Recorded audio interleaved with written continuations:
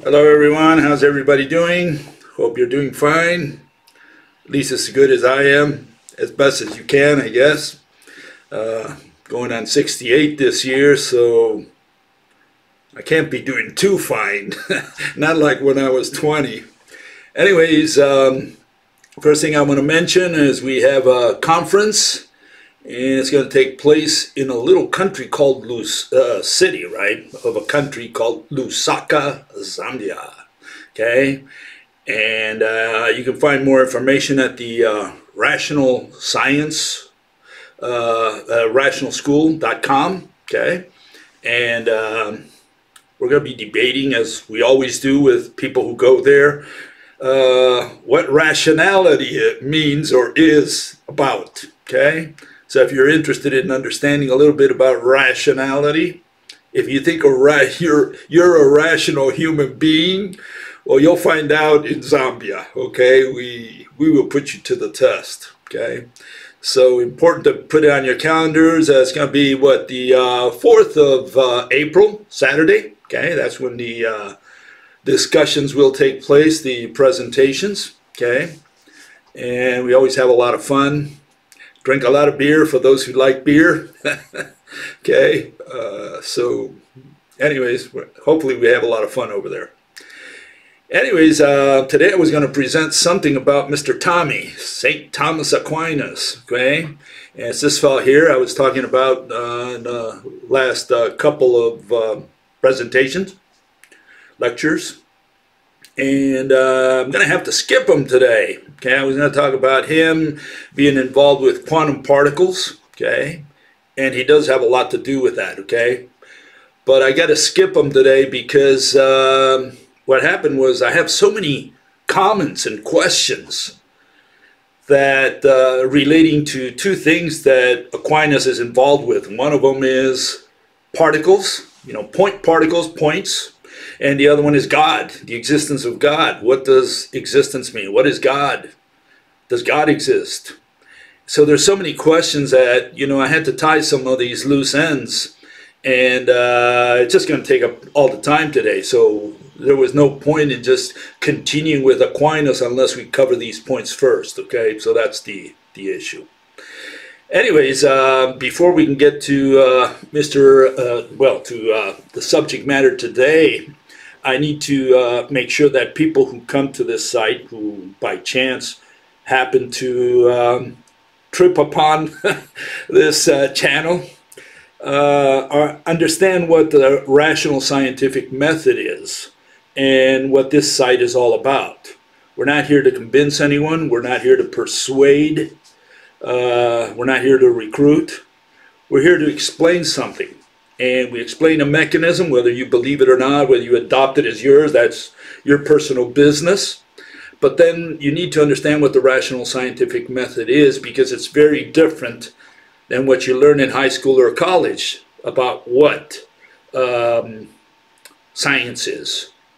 We say that the notion that is taught in high school, the notion that's taught in college, all over the world, we say that's religion.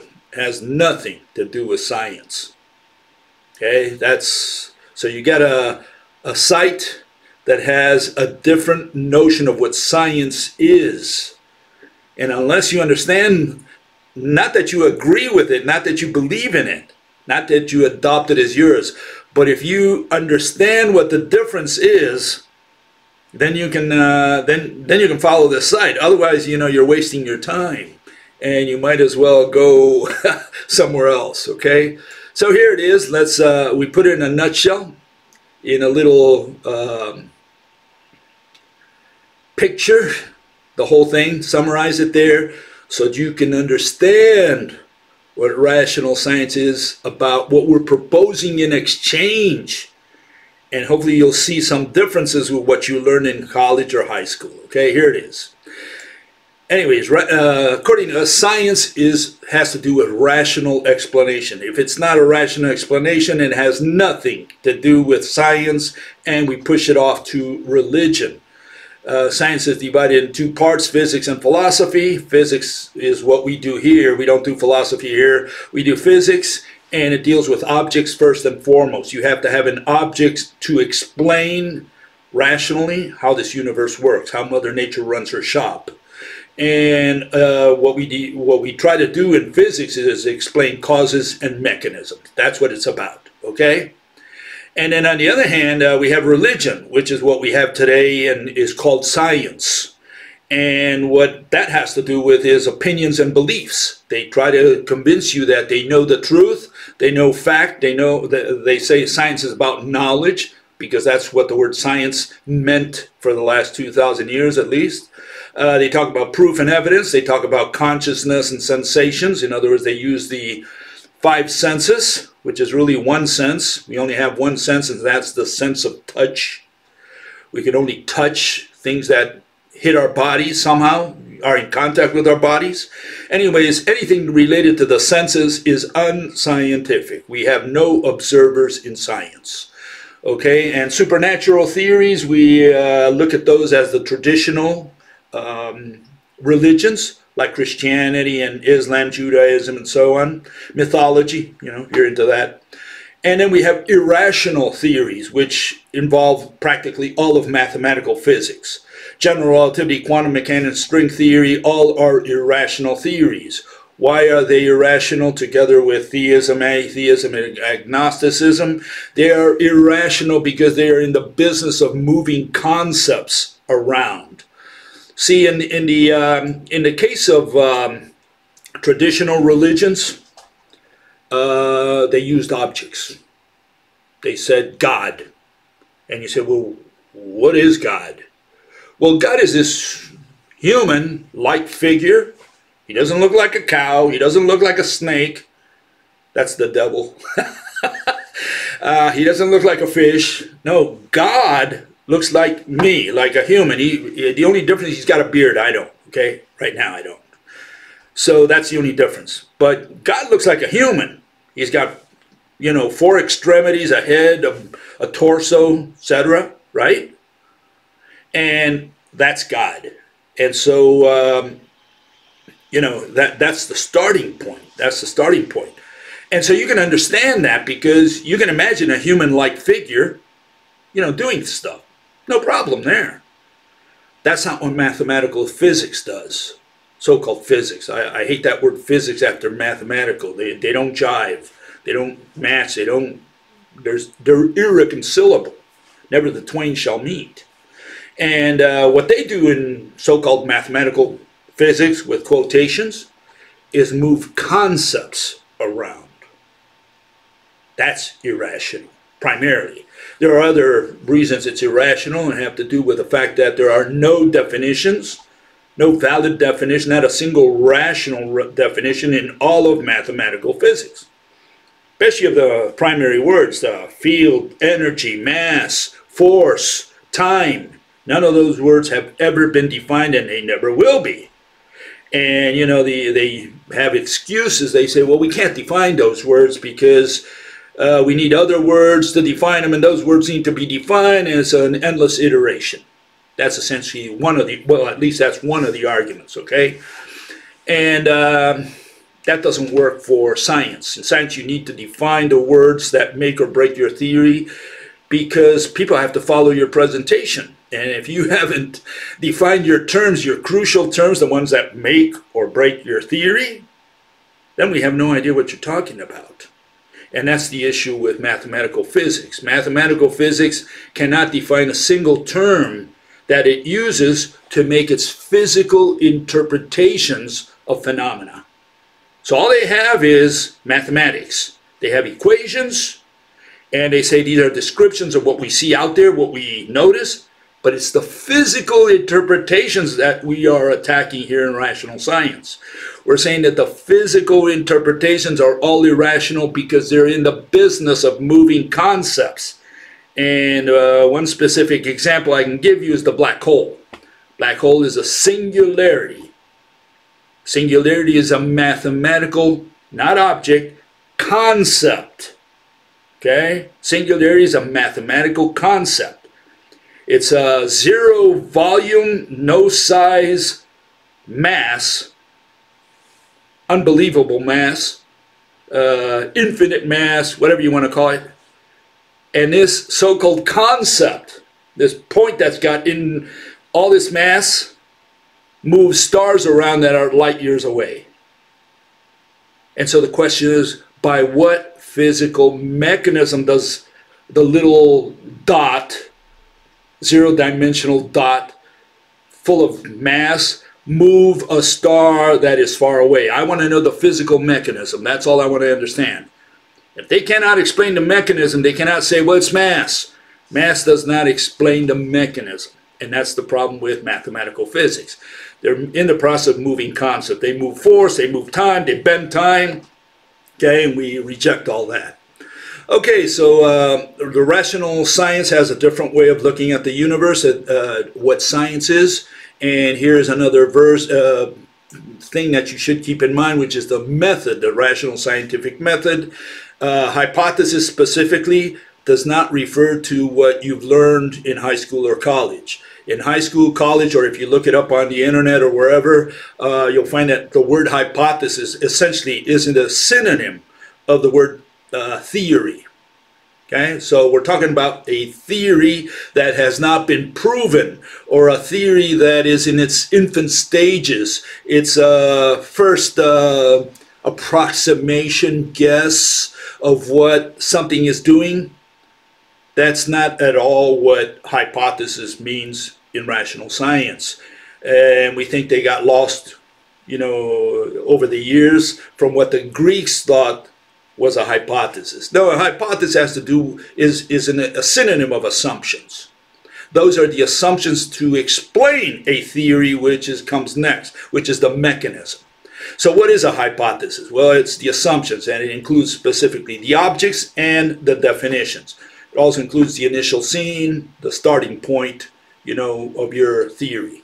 And then the theory is the explanation, you know, of a mechanism that comes after, that is based on the hypothesis. So we got a different notion of what science is and what what hypothesis is here. And unless you understand that, you know, you're going to be a little lost here, because you have this notion of what you learned in high school or college, and we're going to destroy that notion. Okay? And again, it doesn't mean you have to believe or subscribe to this notion that we're presenting here. It just means that this is what this is what it is. This is what we're proposing. Okay, whether you subscribe to it or not, and that means that, you know, you have to decide for your own self whether you're going to follow these notions, whether they make sense to you.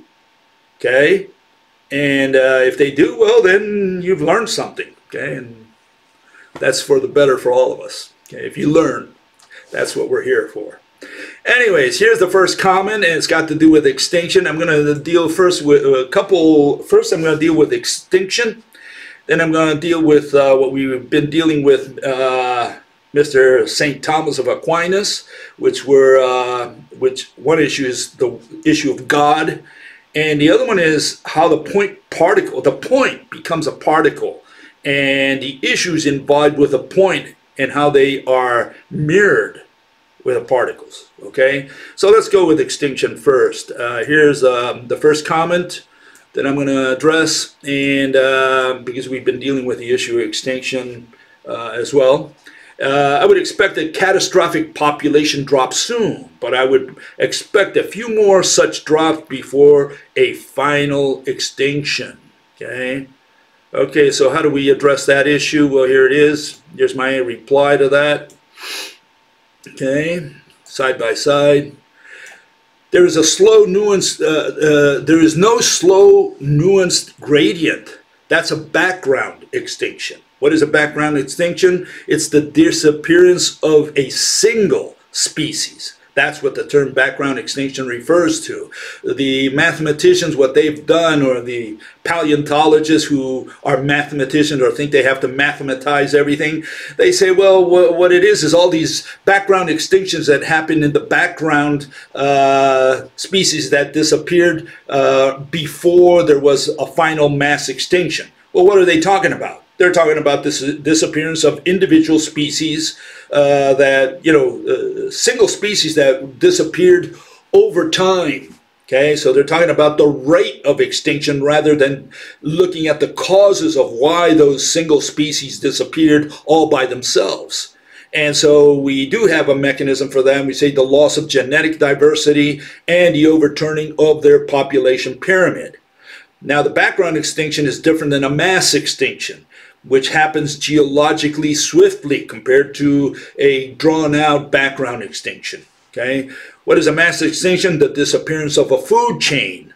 That's what a mass extinction is. It's the disappearance of a food chain. And what's the mechanism? The overturning of the ecological pyramid. In an entire food chain, starvation takes at most a few weeks. I mean, how long can you live without food and water? That's the issue. Starvation is an exponential mechanism. It takes the species very short time to die, a bunch of species, because they're all interrelated. One depends on the other. So no, this is not an issue where population of humans is going to die slowly until we reach the year 3000 and we all whittle away from 8 billion to 6 billion to 4 billion to 2 billion people over a course of hundreds of years. That's not what's going to happen here.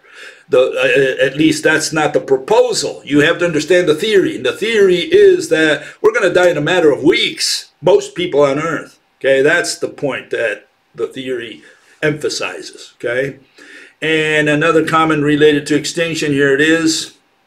See if we can get this up here. Human surviving extinction is a historical fact. With survival bunkers stocked up for many years, survival of human species, sapiens sapiens, is far more likely than in the past. Economic collapse has happened many times to many civilizations. We've recovered from them all because we adapt.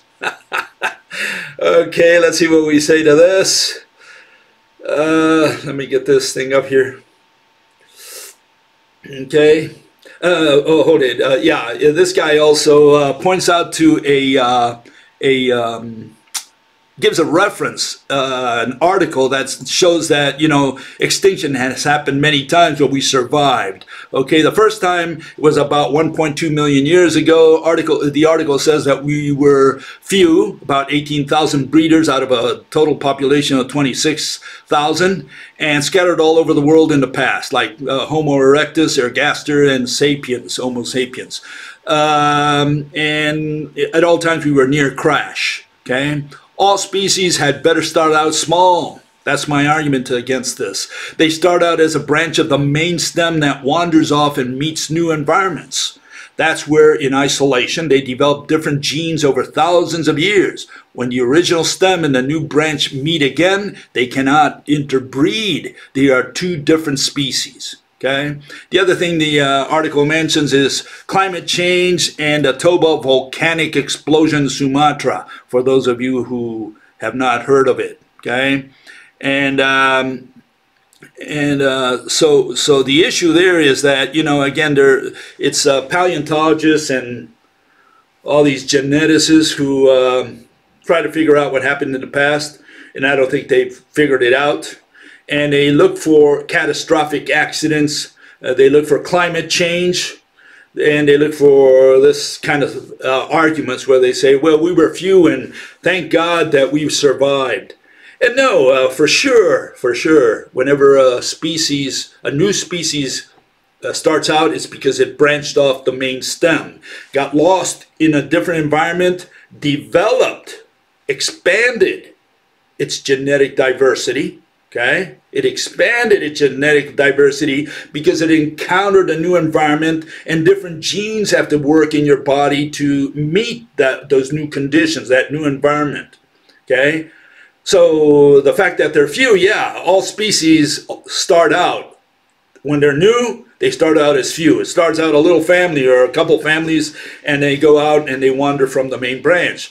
When they're offspring meet 1,000 years later, they're a different species. They can't interbreed with the original species because they encountered a new environment, which is what I say happened to the Neanderthals. The Neanderthals developed in Northern Europe in Arctic weathers, and apparently for what the record shows, so far at least, that's my opinion so far, my theory, okay, is that humans developed in Africa, and when they came out and they eventually met the borders of they came up to the borders of the Neanderthal Empire, you know, this region of Europe that was full of Neanderthals. They couldn't enter there because the Neanderthals certainly would kill anyone who come in near their hunting grounds.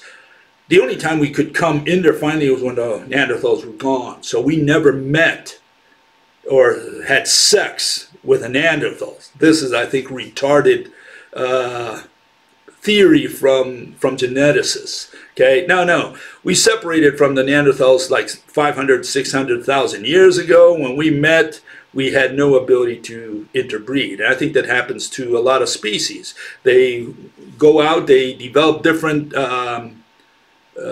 genetic codes, then they can't match. That's in a nutshell. Like tigers and lions, you know, they can have some weird offspring that have little chance of survival. Anyways, the point here is that, you know, that and the fact that you have these catastrophic accidents like the Toba explosion, or that you have climate change, those things have nothing to do with extinction. Extinction happens by the two processes just mentioned: background extinction, overturning of the population pyramid, and genetic diversity. We lose it. Every species will lose it over time if they inbreed. Okay, it's just like the Amish. You know, they have sex amongst themselves for the last 500 years. Now they're having all kinds of genetic problems. That's exactly what happens, and it's happening to the human race today. And the other one is the issue of mass extinction. Mass extinctions occurs not because of that, but an economic catastrophe. And the economic catastrophe is that it's foundation, the food, the primary production, especially the plants, they disappear because the plants are undergoing a population pyramid inversion, and they lose their genetic diversity over millions of years. And the animals that forge a relationship with them, they can't change their food sources at the last moment. So that's the theory. You may not agree with it. That's not the point. The point is, that is the theory. If you're going to attack the theory, or you're going to be in favor, or you know, propose it, you at least have to understand the theory. And that's the theory in a nutshell. Okay. Okay, so final one on extinction. Here's another fellow says, maybe extinction begins. Food production unreliable as seasons are now inconsistent. That's not the theory. Okay, so he might believe that extinction begins because because of climate change. That's not the theory. Okay, so I just want to make sure that whether you agree with the theory or not is irrelevant. The point here is you cannot misinterpret the theory or misrepresent the theory. Here's the theory, okay, in a nutshell.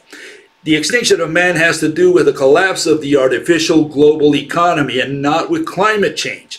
It wasn't the changing climate that killed the dinos or the synapsid, nor was it volcanoes or asteroids. What causes all mass extinctions, all of them, okay, is the overturning of the ecological pyramid. It's a food chain collapse. One food chain disappears, another one that's on the margins continues. That's all it is. It is an economic theory and not one contingent on climate or catastrophic accidents. What must disappear in man's artificial economy is money. Okay? And when money is no more, no one can produces or distributes food. With climate change, big agricorps will simply find a way to produce and distribute more food to satisfy demand. Okay, so the issue here is that, you know, people think that this is an issue of climate change, that maybe we can't produce enough food. Believe me, in this sense, the people who are like the narco-capitalists, anarcho-capitalists, I call them narco-caps, they're right. You know, if there's an economic problem, they'll fill the hole. Big corporations, entrepreneurs, individual entrepreneurs, they'll fill the hole. There is no this Malthusian notion that population doubles every 25 years and we can't keep up with it. That's nonsense. Of course we can keep up with it. We have the technology to produce food as much as you want, as long as there's demand and there's the right price. Okay, that's basic economics. You got to take an economics course to understand that. Okay, so that's not the issue. The issue is money disappears. And that's never happened in the history of life on Earth. That's the issue. And when people say, oh, you know, we've had economic collapses in the past, no.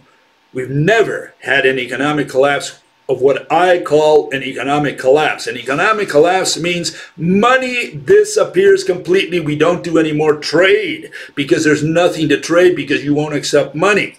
Now, where in the history of human existence have you ever seen, since we created money, have you seen any country on the planet where money disappeared completely and nobody had used money anymore, especially globally?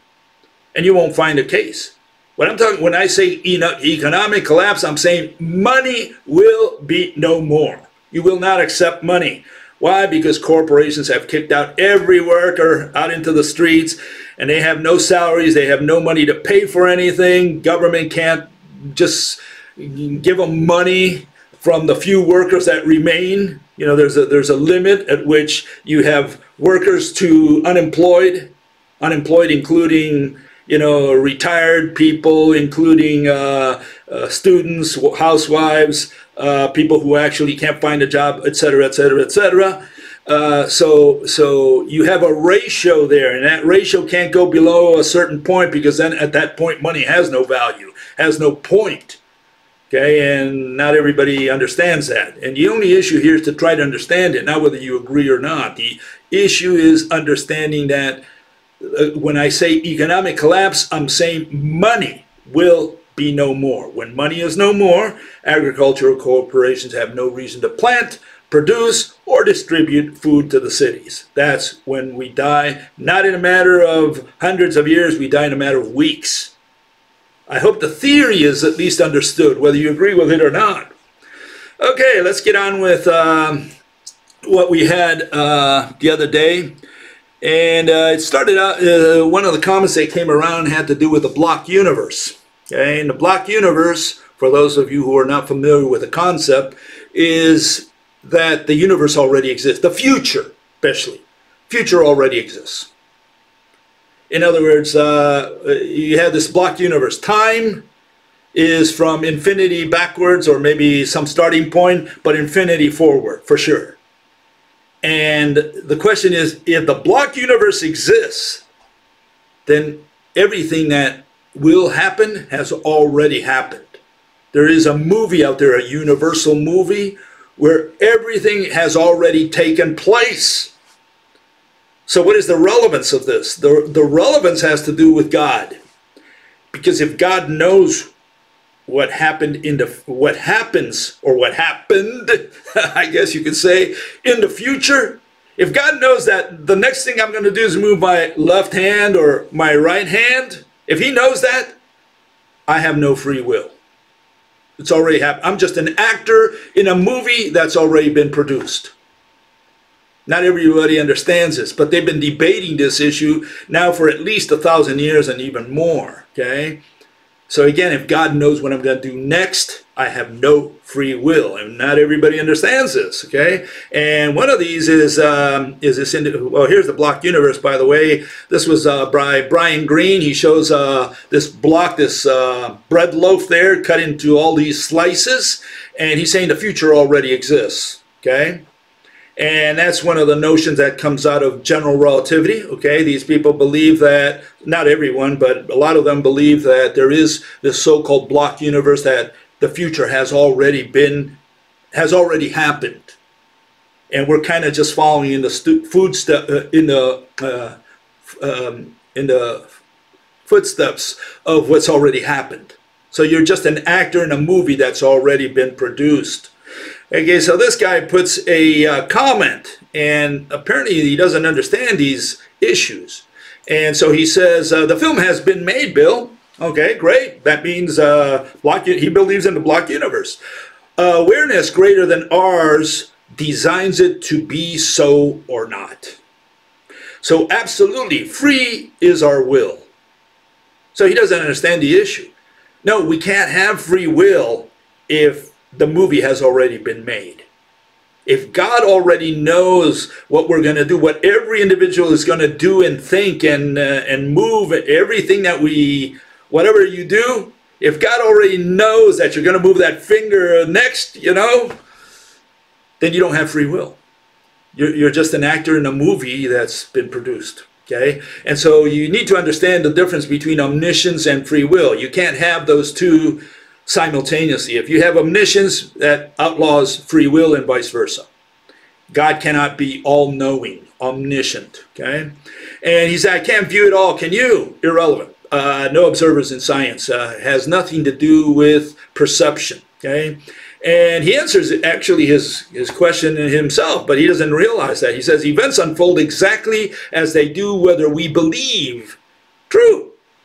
Yeah, it doesn't matter what you believe in. Whatever happens, happens, and you can believe anything you want. And belief is outside the bounds of science. Okay, whatever exists or happens, exists or happens irrespective of belief. Okay, so your belief doesn't change anything. You can believe whatever you want. And that's why we don't harp on belief here. What we harp upon instead is explanations. We're saying science is not about belief. That's religion. Physics, especially physics that we do here, has to do with explanations. I want a rational explanation how Mother Nature does her stuff, how she runs her shop. Another comment here, to affirm that the existence of a God is false, we must first have the exact definition of that God without ambiguities. Well, again, this is one of the notions that many atheists have, and we go against this. This is not the correct or the version of the scientific method that we're proposing. Okay, here is a contrast to that so that you know what to contrast it against. We have to determine whether God is an object or a concept. If God is an anthropomorphic being or a burning bush, as Moses met, he's an object. He's a physical object. If, on the other hand, God is love, grace, intelligence, spirit, or who knows what, then he's a concept. In other words, we can't talk about him. We have to say that God is a concept. And you got to decide who you're praying to. Are you praying to a concept or to an object? Maybe you're praying to yourself. Maybe you're watching yourself in the mirror and thinking to yourself. That's all you're doing. Anyways, concepts we define and objects we point to and illustrate. We name them. Okay? What we really need to do is define the word exist. That's what we need to do. Okay? And people don't realize that the more important word when we say God exists is not God, but exist. God is important because, in the sense, we need to determine whether God is an object or a concept. But only if he's an object can we say that, can we talk about existence. Concepts do not exist for the purposes of physics. Concepts do not exist for the purposes of physics. Please say it 10 times before you go to bed every night. Okay, concepts do not exist. Okay, here we have another comment. Okay, moving along. I cannot seem to find any evidence or proof that that eternal living beings do not exist. And if you have such evidence, you'll have to share it. Okay, what's my answer to that? Give me a second here to get these things out, but you got so many of them. Okay, in science we have no use for evidence. Evidence is what a prosecutor uses to persuade, convince, and recruit members of the jury. Evidence, as you rightly said, has to do with proof. In science we don't prove. In science we explain. In physics we explain a mechanism. In order to do this we make an assumption known as a hypothesis. This includes objects such as God. We don't say, I believe that God exists, like the theists say, or doesn't, like the atheists say, or prove, like the agnostics say. Prove to me that God exists or doesn't. We say, let us assume that God exists. Then we proceed to tell our theory based on this assumption. That's how we do it in rational science. Okay? So unless you understand these notions, these differences between what we're proposing, our rational scientific method, and what you've learned in high school or college about what science is, about proof and evidence, and going out there and doing experiments and writing equations, that has nothing to do with science. All that is religion as far as we're concerned. Science, as it relates to physics, is trying to understand how Mother Nature runs her shop. We have to explain mechanisms. We have to do it rationally. What do we mean by rationally? We don't want to move concepts around. We don't want to say that a field did this and time did that and mass did this and force did the other thing. That's what we can't use those words in science because they're not nouns. They're not physical objects. We cannot say that a concept did this and a concept did that. That's like saying love moves mountains. That's okay in poetry and ordinary speech. You can't use that in physics. You can't say that love moved a mountain. That's what these people are doing in mathematical physics. That's the physical interpretations, which they dismiss as philosophy anyway. They say science is math. Descriptions, because math can only describe. Okay, and here's the second reply to that, and that's that, we have to have a definition for the word exist, and we do define this crucial word for physics. Physics is the science of existence, and exist means physical presence. What does physical mean? It relates to an object. What does presence mean? It relates to location. If God wants to exist, he has to exist by definition, not because we believe or don't believe or prove him. If God has distance with respect to other objects in the universe, then he exists by definition. And before that, he obviously has to be a physical object. He's got to be an object. Otherwise, he can't be a concept. He can't be love or intelligence and say God exists. Okay? Another issue, another question brought up. A fellow says, who are you to define existence? You now scientifically define words for the world? Okay, I got a baseball bat in my face there. Okay, what's my reply? Here it is. Okay, let's see if we can get it right. Okay, this is my answer to that. It says, in science, we must define strategic words in order for the audience to follow the dissertation. A skeptic or devil's advocate has a single recourse.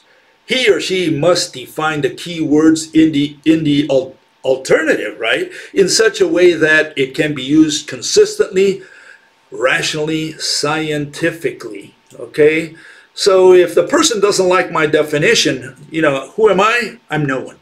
Absolutely no one. I define the word exist so that people can follow my presentation. And if you don't like my definition, okay, you have a single recourse, and that's okay. What is your definition of exist? What do you mean by exist? What do you mean when you say God exists? What did you mean by that statement? And if you can't answer the question, forget about God, but if you can't answer the question of exist, of what exist means in that sentence, in that phrase or whatever, then you've got no counter argument. You got no rejoinder. Okay, so let's get it straight. You need to define words. If you're going to do scientific, if you're going to just go and believe in God, well, that's your problem. We don't care, Okay, so here's a, let's see if I get this, another comment, okay? And this person says, he doesn't have location. He is metaphysical. I love some of these answers and questions that people put out there. Okay, what's our response to that? Here it is. Let's see if I get this.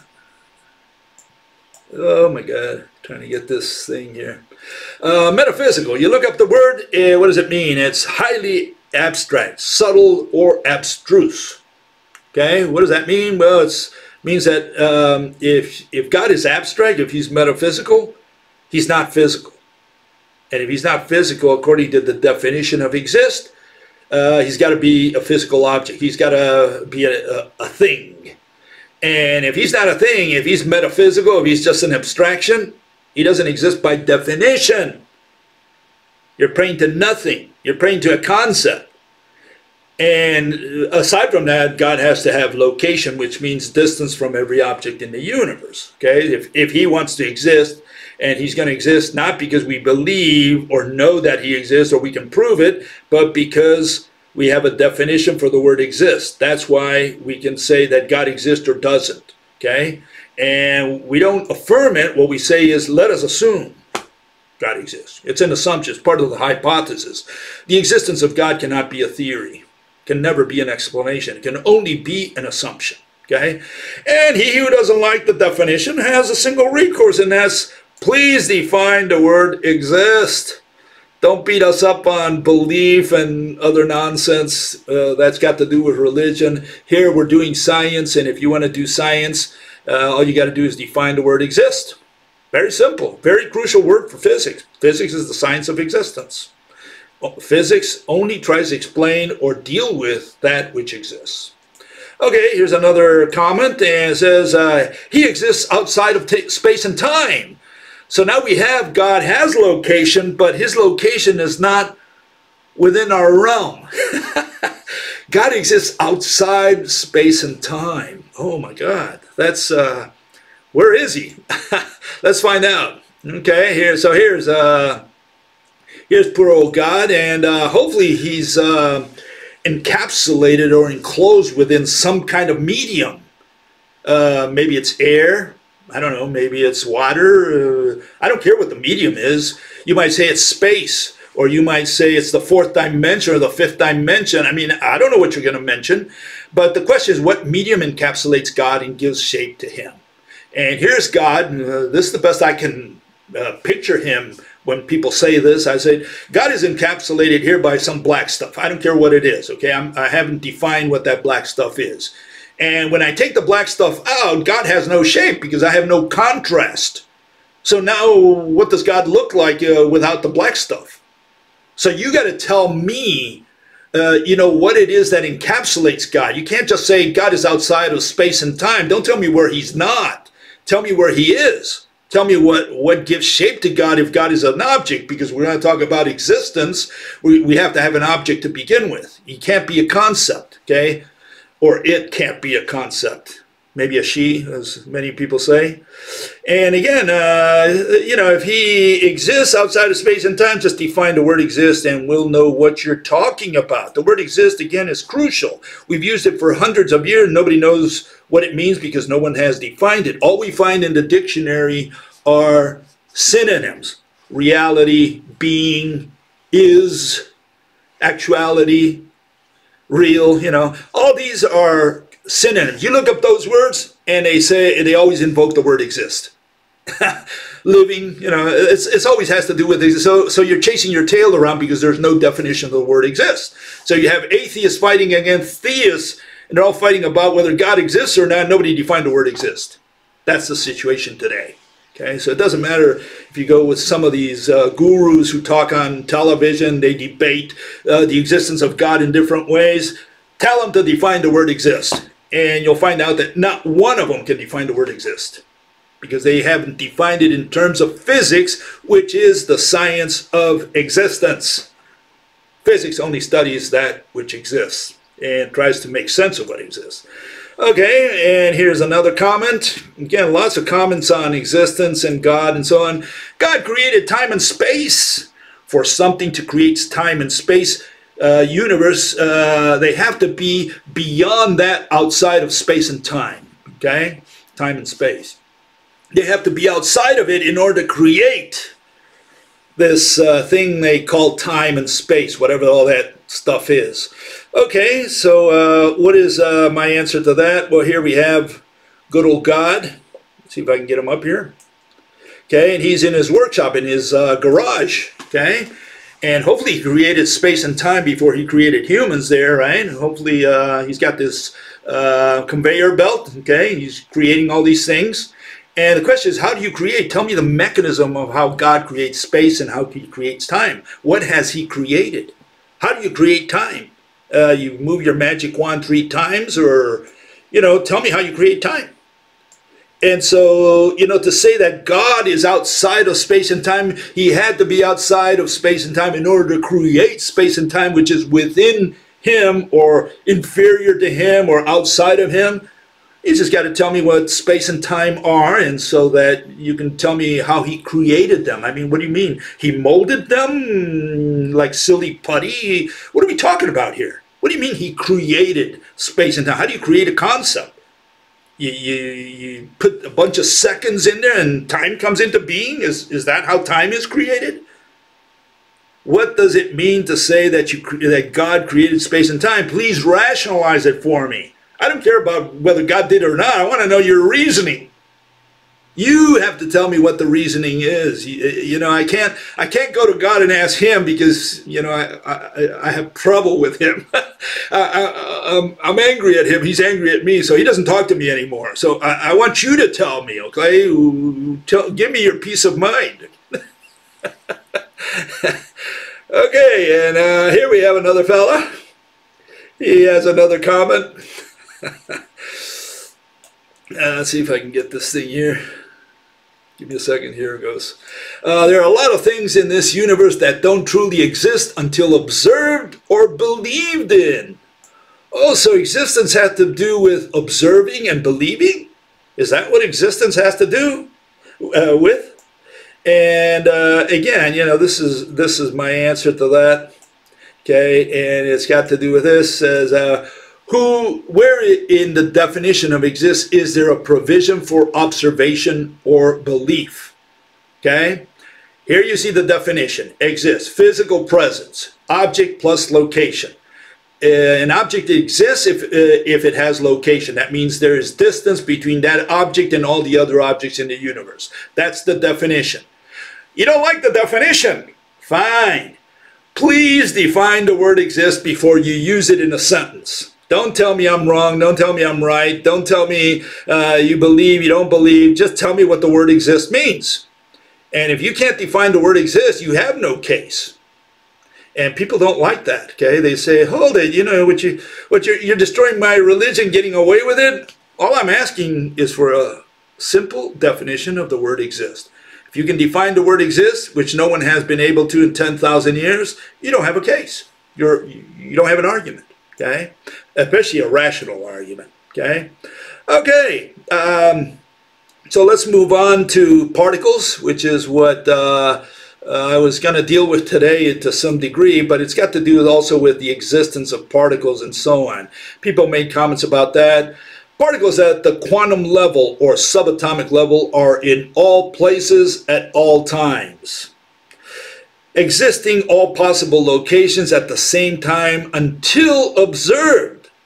So this individual says a particle is everywhere. I guess that's the ether he's talking about. I don't know what he's referring to. What do you mean a particle? If one particle is everywhere at once, is that what we're saying here? Is that what quantum mechanics, the religion of quantum mechanics, says, that a particle can be at many places at the same time? Well, this is my answer to that. Let's see if I can get this thing up here. Again, I got a million of these here. And here it is. No one can rationalize one particle being in many places at once. What sense does that mean? How can one tree be at many places at the same time? And people say, well, a tree, that's a macro object, a rock, a house. We're talking about quantum particles here. Okay, quantum particles. How can it be at many places at the same time?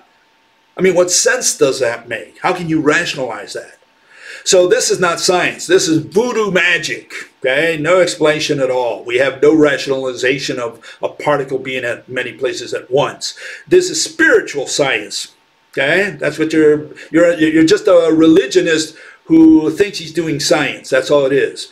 This irrational explanation is the result of insisting on particles. There are no such things as particles, and mathematical so-called physicists explain everything in terms of particles, and that's why they can't explain anything rationally, because there are no such things as individual discrete particles. Specifically, you cannot explain how one particle affects another. One discrete particle affects another from a distance. Action at a distance is forbidden in quantum mechanics. They never have been able to rationalize that, so they say it just does so. And the only way they can, only other way they can do that is by saying, well, the particle's everywhere at once, and that's how it affected this other particle.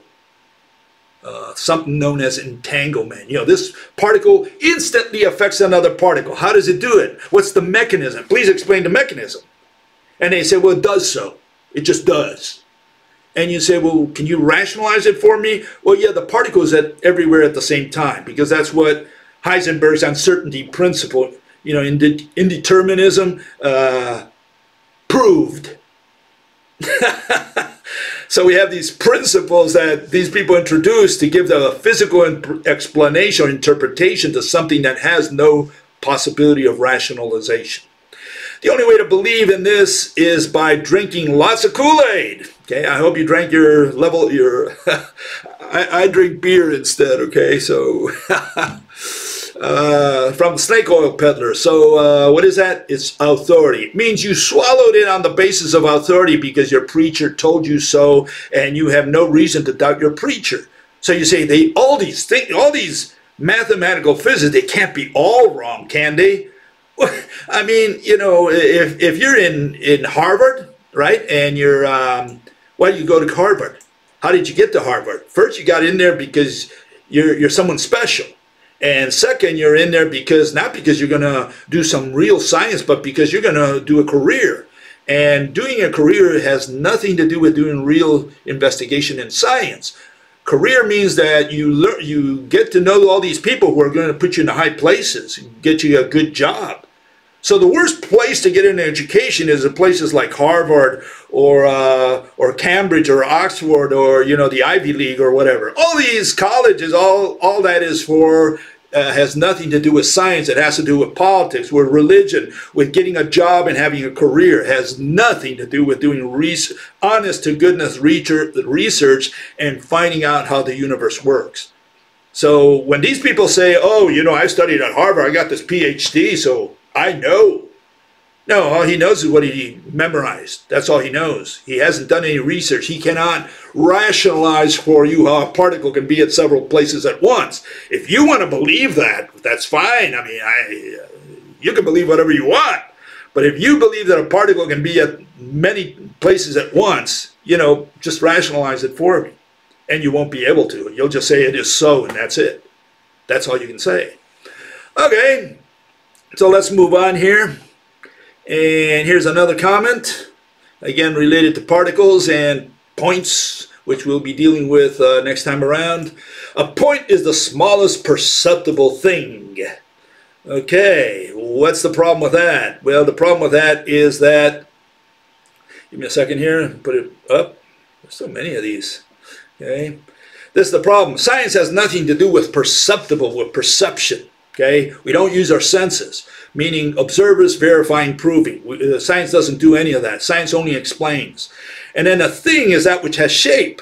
But mathematical physics says that a point is equal to a location, not to a thing.